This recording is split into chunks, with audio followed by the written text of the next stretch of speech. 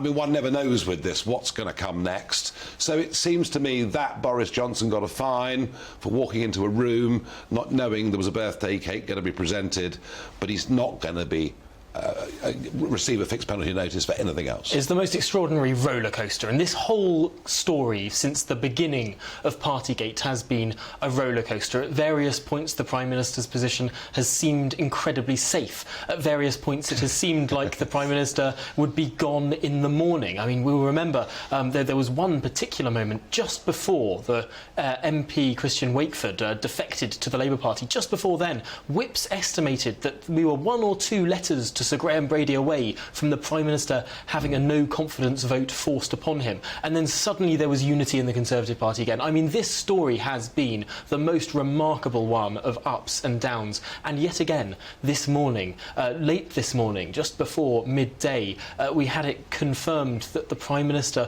would not receive any more fixed penalty notices. It's something that surprised so many people. And indeed, I was sitting in that lobby briefing this morning, or early this afternoon, with the Prime Minister's official spokesman, and journalists around the room from various different publications had to ask the question 3 or 4 different times. Really? No more fixed penalty? The Met Police have told you no more fixed penalty notices, because everyone was expecting, because that bar was so low for that first notice. After the first fine. After the first fine, everyone was expecting, well, if they're going to fine him for this cake, what else? 3 or 4 more. Just about everyone in the country would potentially be subject to fines. So if he's got that, he's obviously very happy with that. We've still got the Gray report to come, haven't That's we? certainly true. What this now means, because we'll remember, back in January, we were expecting this Sue Gray report, and then at the end of January, the Met Police launched this investigation.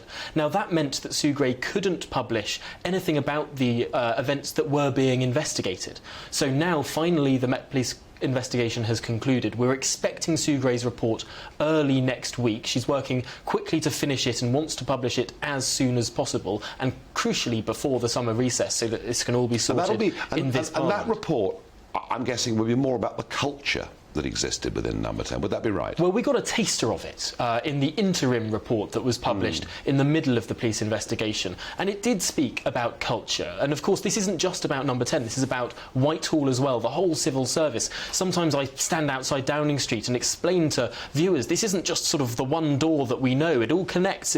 Number 10 is connected to number 11, is connected to number 12, 9, and all the way down Whitehall as well. These are hundreds of offices and hundreds of people. But yes, clearly something was quite wrong, and clearly there was a mindset, a sort of bubble mindset within Downing Street throughout a lot of this pandemic. Well, it's going to be very interesting to see what she says, but it looks like for Boris, it's over. Which means, in this extraordinary upside-down world, that suddenly it's Keir Starmer potentially in a lot more trouble. Well, the fate of the leader of Her Majesty's opposition rests in the hands of one of the smallest police forces in the country. It's really quite extraordinary that a small team in Durham Constabulary will decide if Sir Keir Starmer remains as leader of the Labour Party or not. Now, the Labour Party is outwardly confident. Today they have been sending photographs of what happened inside Durham Miners Hall on that evening in 2021 in April. Now, it has to be said, a lot of people say that April, well, of course, it wasn't full lockdown. Well, it was the same month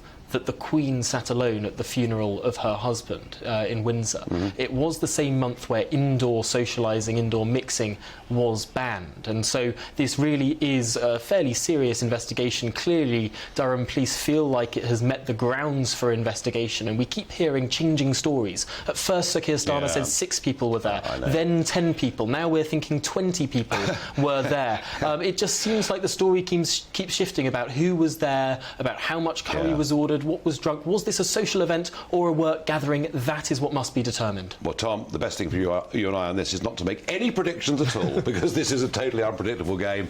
And thank you. Welcome to the GB News YouTube channel. You can watch us live 24 hours a day, catch up on your favourite shows, and join in the conversation in the comments below. Don't forget to subscribe and you'll never miss any of our exclusive content.